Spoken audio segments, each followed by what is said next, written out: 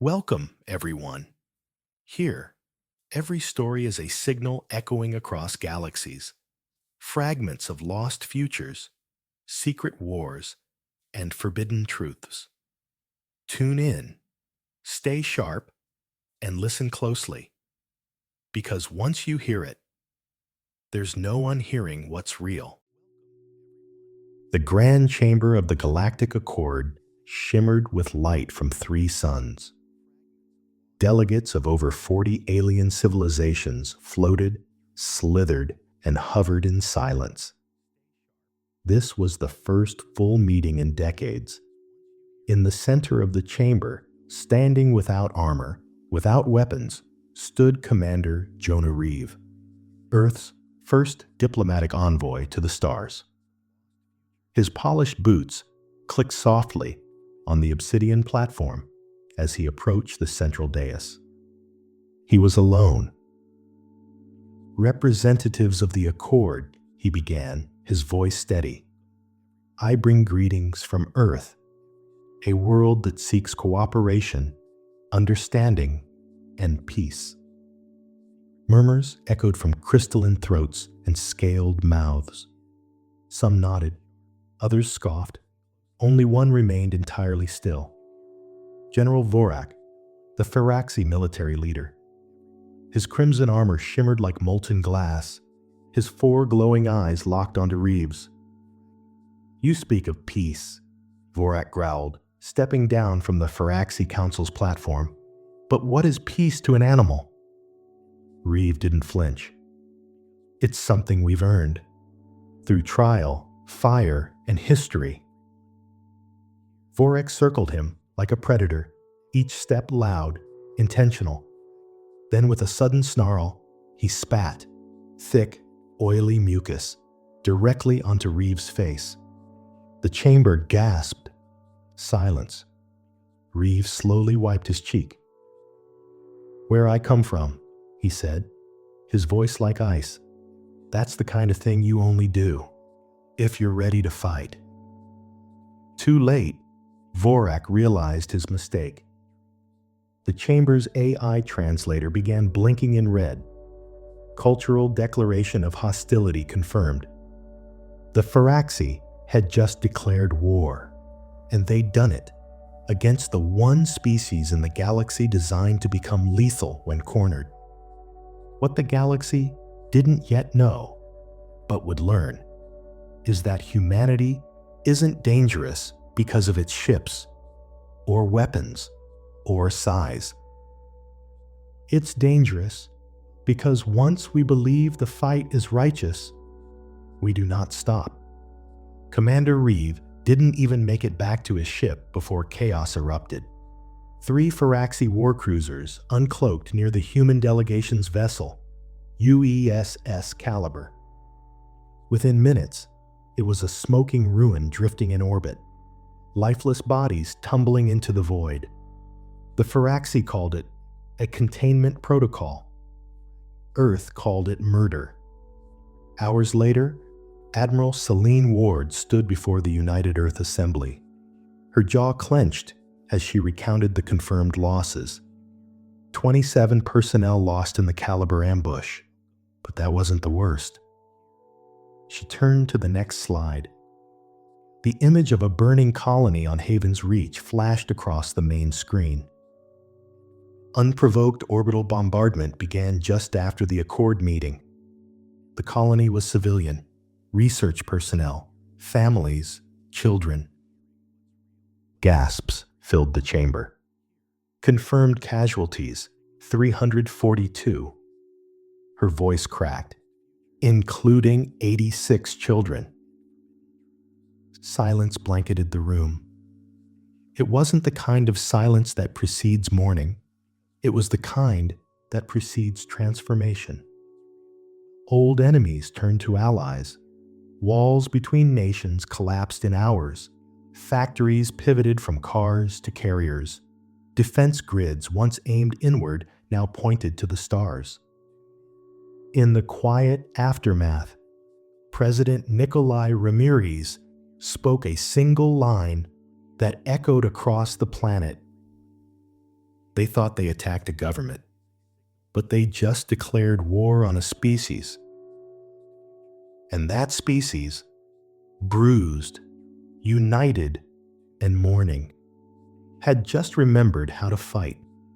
In the inner sanctum of the Firaxi High Command, beneath a fortress that pierced the volcanic crust of Narthak Prime, General Vorak stood triumphant before the ruling council. Holograms of burning human colonies spun lazily above the central table.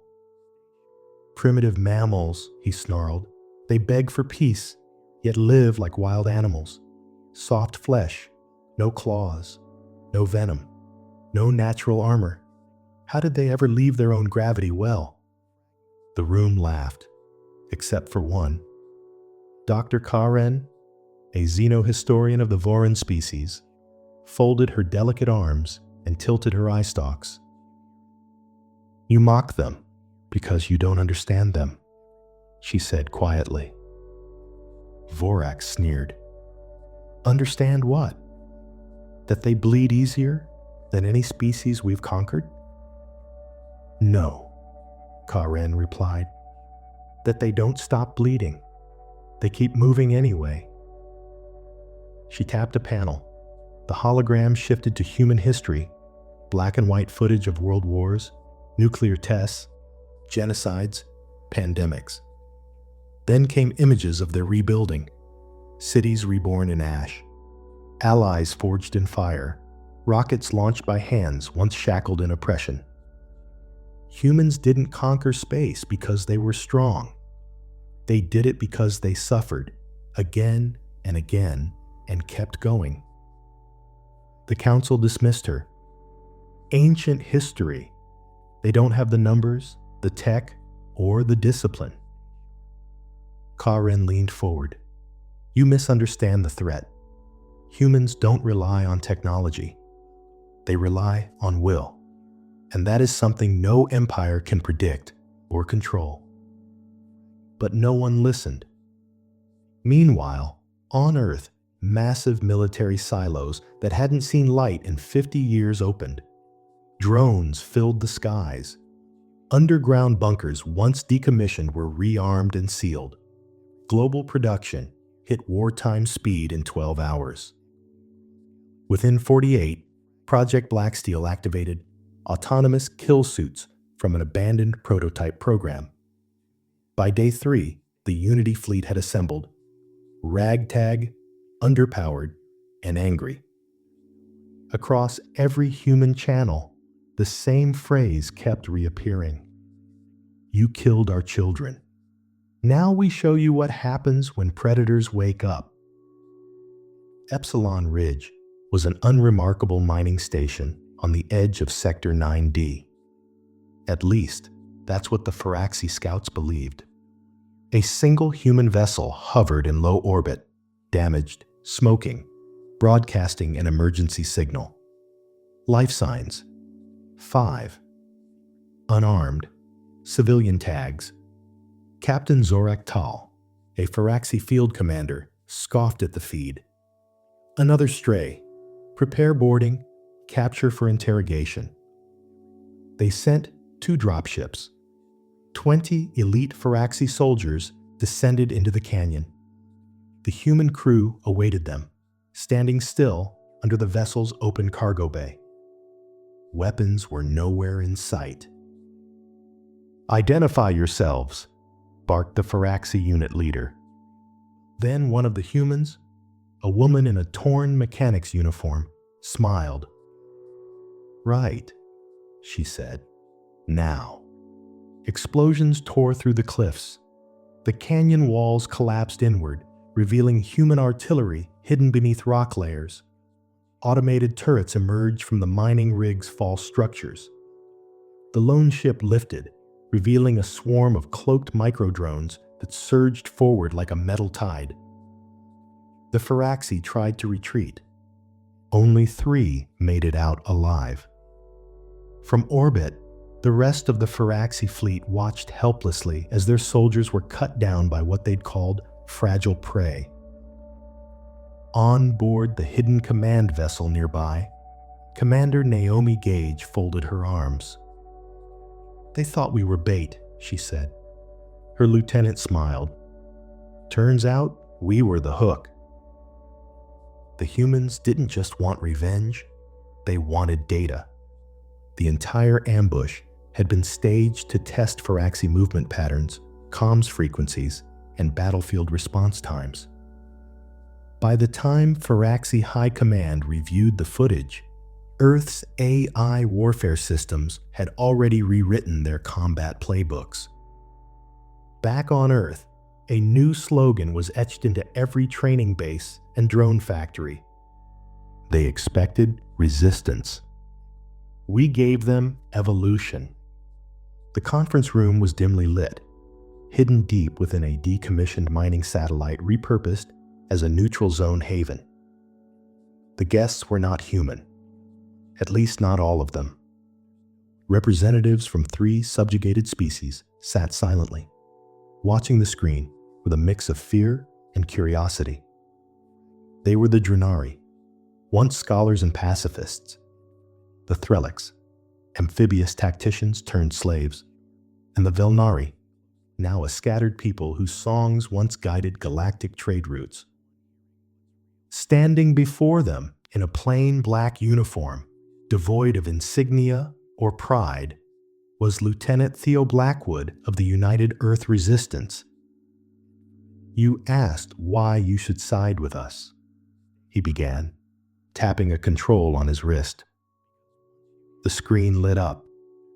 Primitive warriors danced across the desert in bone armor. Roman legions crushed rebellion and civilization alike. Armored knights rode into fire. Trenches filled with mud, blood, and gas. Mushroom clouds bloomed in eerie silence. Cities were built in weeks, then destroyed in minutes, then rebuilt again. "This," Theo said quietly, "is where we come from." The Drenari representative, her tendrils shifting with unease, asked, "But all of this is war. Is this your entire history?" "Yes," Theo replied, "but it's more than that. It's lessons." He turned to face them fully. "You see scorched earth. We see survival. You see chaos. We see calculation.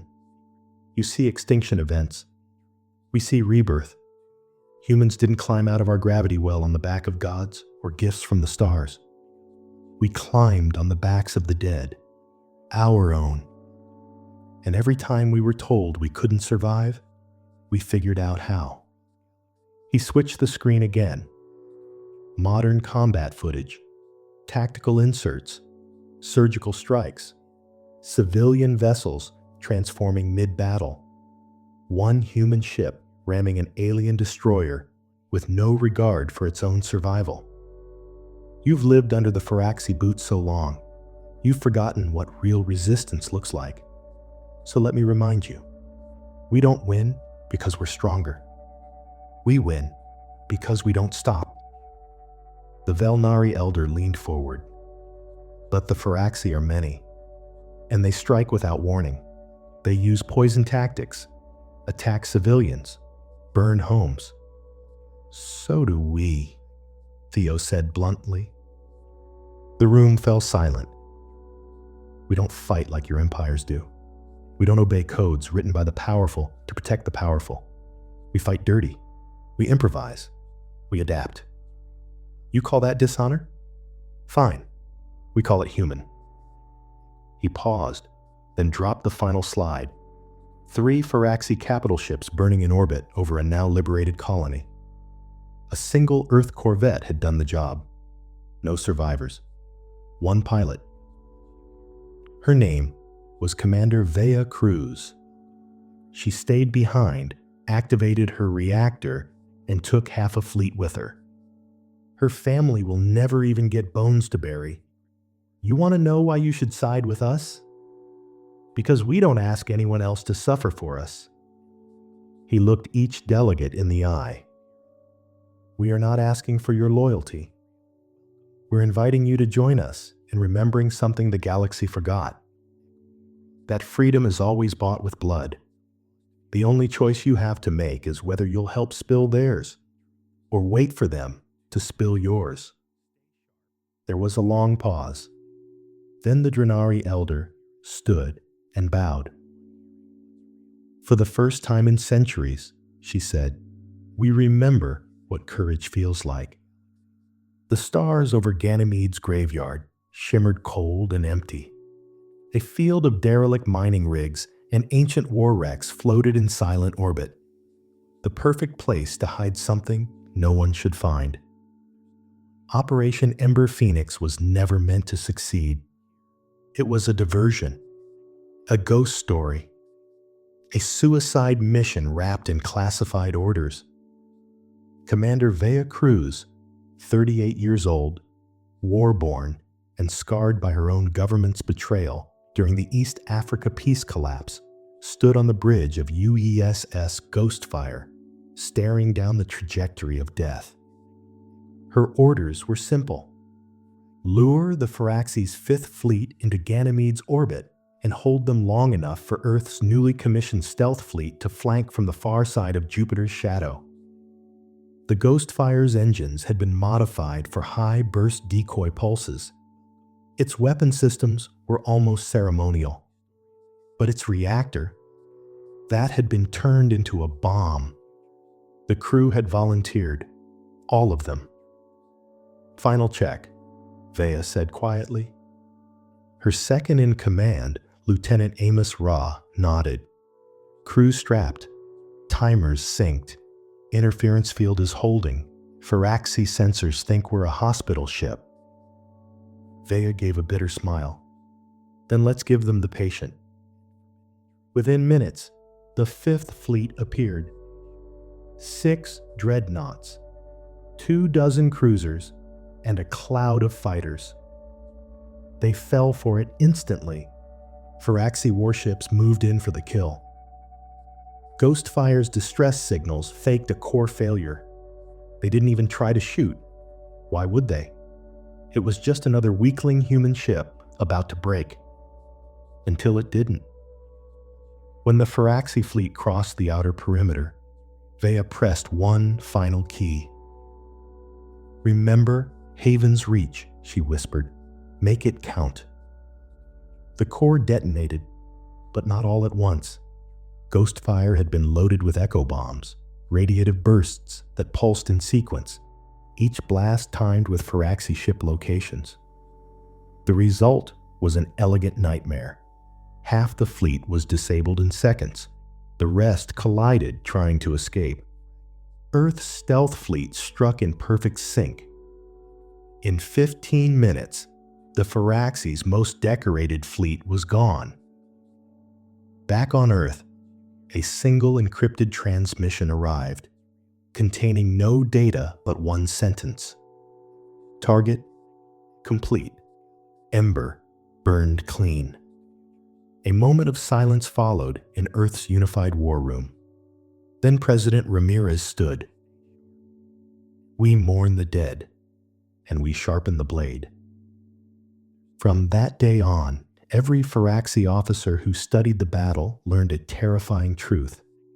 The humans didn't fear death. Sometimes, they weaponized it. The Pharaxi war chamber was cold, not because of temperature, but because of silence.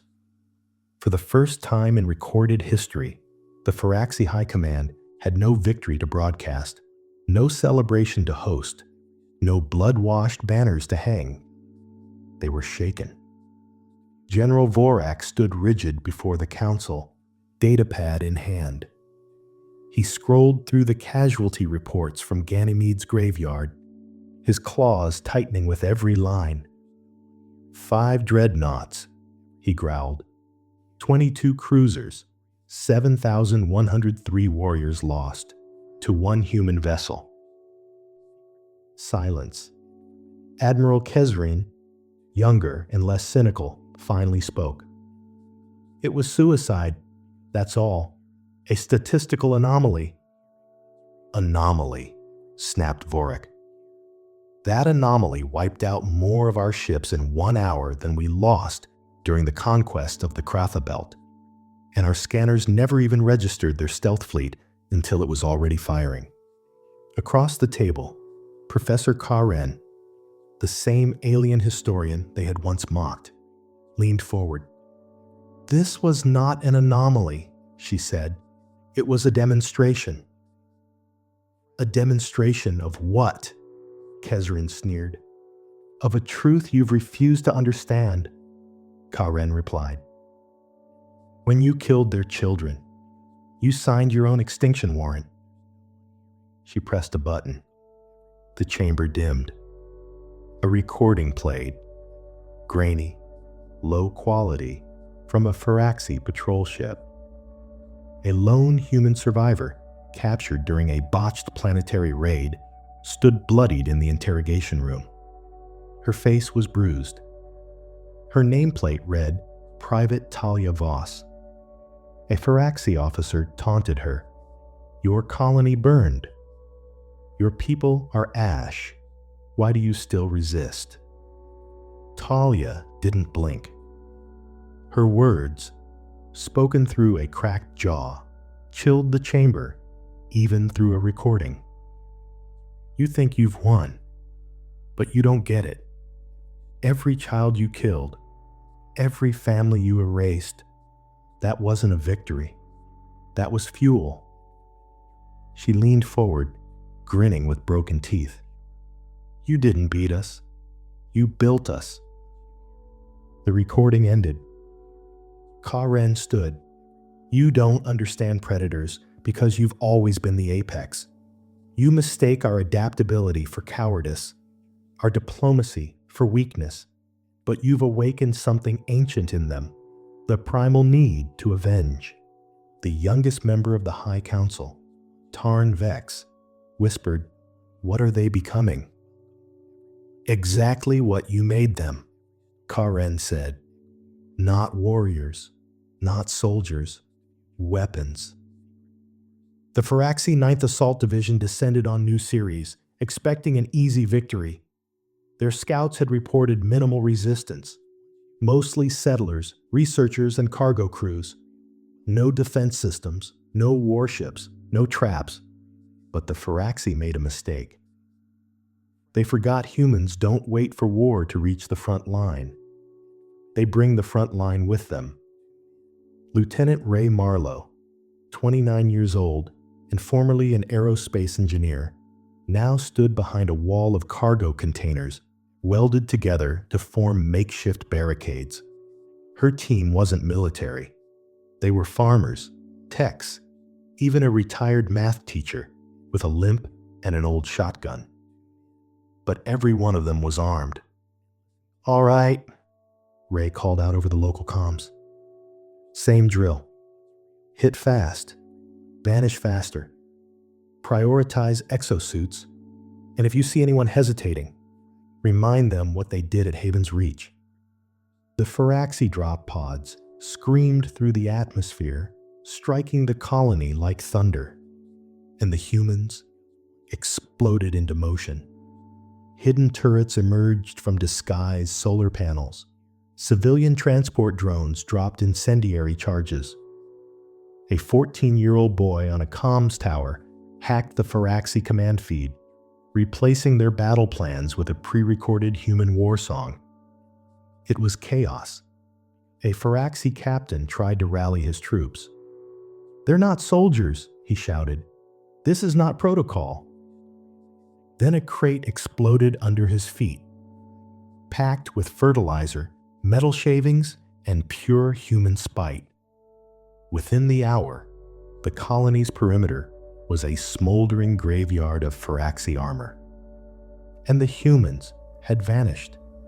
In orbit, the Firaxi flagship Braxis Wind picked up a transmission on an open frequency. It wasn't a distress call. It was a message. Commander Ray Marlowe, now coated in soot and blood, stared into a field camera.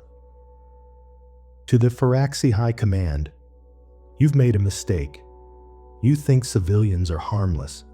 But on Earth, we teach our children how to aim before they can vote. You think peace made us soft. It didn't. It made us efficient. Every tool becomes a weapon. Every shelter becomes a fortress. And every settler becomes a soldier. Then the feed cut. Back on Earth, millions watched the footage go viral. The world didn't cheer. They nodded. Because it wasn't pride that burned in their hearts. It was preparation. It began with whispers. A single encrypted message from the Threlx resistance, intercepted by Earth's unified defense grid, read, "We are watching. We believe." Then the Drenari Archive Consortium went dark. Its servers mysteriously wiped of all Firaxi data. Days later, its scholars reappeared on Earth, bringing 2 centuries worth of Firaxi military secrets. One by one, alien species, long oppressed, long silent, began to reach out. Not with flags, not with weapons, with offers, ammunition, engineers, star maps, fuel, and questions. In a heavily shielded installation beneath the Mojave Expanse, Lieutenant Alex Carter stood before a room of delegates. His face was weathered, uniform unpolished. He wasn't here to charm. "I know why you're here," he said, pacing slowly. "You're wondering who these humans are, why we're still standing, why we're pushing forward while outnumbered, outgunned, and, as some of you said, galactically immature." The projector behind him flickered. A slideshow began. Ancient warriors in bone armor, Napoleonic battlefield formations, nuclear mushroom clouds, drone swarms over megacities, and finally, a shot of Earth as seen from the moon. Blue, fragile, alone. "We're a contradiction," Carter said. "Always have been. We build, we destroy. We create art, then burn it down during revolution. We split the atom and used it to end a war. That's who we are." He stopped at the final image. A Firaxi cruiser being rammed by a civilian freighter. "They thought we'd fight like them," he said. "Meet them ship to ship. Obey their battle codes. Lose with honor." A low, tense laugh escaped from a Threlx captain in the back row. Alex smirked. "Yeah, we don't do that. We do what works. We don't send fleets to die when we can send one ship to break a planet's spine." A Kralek diplomat raised a tendril. "So, what is it that drives you? What makes your people keep fighting?" Alex tapped his chest. "We remember what they did. Not to our soldiers, to our civilians, to our children. And we carry that." His voice darkened. "You don't need to join us, but know this, we are coming. And if you get in the way, we won't stop to explain ourselves." The room fell silent. Then one by one, alien hands, claws, and appendages raised. They weren't just listening. They were choosing sides.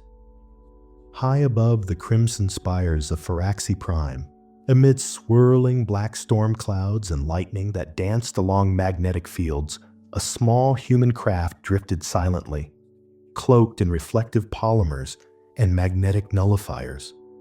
It wasn't a battleship. It was a surgical blade. Inside, Captain Elias Wren adjusted his exosuit's pressure seals and locked eyes with his 11 teammates, elite operatives genetically enhanced for endurance, cognition, and close-quarter combat. No one spoke. They had done this before, but not here, not in the heart of the enemy. Their objective: breach the Imperial data core, extract military access codes, and, if possible, disable the planet's AI defense matrix. As they descended in stealth pods masked as meteor debris, Ren thought of his sister. She had been on Haven's Reach, burned alive in her lab because someone with scales decided her species didn't deserve to live. Now, he was here to return the favor. The infiltration was surgical. The Firaxi were confident, too confident. Their capital overflowed with security, but none of it was watching below. In the waistlines, the maintenance shafts, the ancient tunnels long forgotten by Empire arrogance. Sofia Garcia, his second in command, whispered through comms, "We're in." The team moved like liquid shadow. They bypassed thermal sensors, evaded patrols, used breathing masks to cloak CO2 levels. The Firaxi guards never saw them until they reached the core. It was protected, of course. A dozen guards, auto turrets, biometric locks. Ren smiled. Perfect. Within 6 minutes, the guards were neutralized. The security grid collapsed, and the team was inside. Sophia began the extraction process. As the core decrypted, a secondary file appeared, heavily encrypted, glowing red. She paused. "Elias, this isn't tactical data. This is a weapon." The screen revealed specs for Project Cataclysm, a chain reaction device capable of wiping out not just Firaxi Prime, but 3 surrounding star systems. Ren's face hardened. This wasn't just about victory, he said. This was about extinction insurance. The Emperor had always known the war could turn, and he had prepared to burn everything. Sophia's voice was steady. "If we leave this in place, they'll use it the moment we breach orbit." "Then we bring it home," Ren replied. "We show the galaxy exactly who they've been following." They planted relay beacons and set the core to transmit every word, every blueprint, every contingency plan, directly to Earth and every ally now listening. The Firaxi Empire wouldn't just lose this war militarily. They were about to lose the moral high ground too. And when that happens, there's no place left to hide. The transmission from Captain Elias Ren's team struck the galaxy like a meteor. For 10 hours, every screen, every data relay, every encrypted military line in orbit or underground pulsed with a single truth. The Firaxi Empire had built a doomsday failsafe. Not a defense, not a final stand, a self-extinction device. And they were willing to use it, not just on humans, but on their own systems, their own people. The footage was damning. The Emperor's voice cold and resolute, saying, "We will burn with them if we must. Better annihilation than surrender." On Earth, the footage played in every language. In the outer colonies, on mining ships, in rural bunkers, and high-orbit stations, humans didn't panic. They got ready. At Earth Defense Command, Admiral Celine Ward gathered her senior war council. Her hair had grayed since Haven's Reach. Her left arm was cybernetic now, the price of surviving the Battle of Vega Loop. But her eyes were sharper than ever. "The Firaxi fleet has pulled back from their outer rim," she said. "They're coiling, preparing to strike at Earth again, possibly with the doomsday device in play." One of her commanders, General Osei, leaned forward.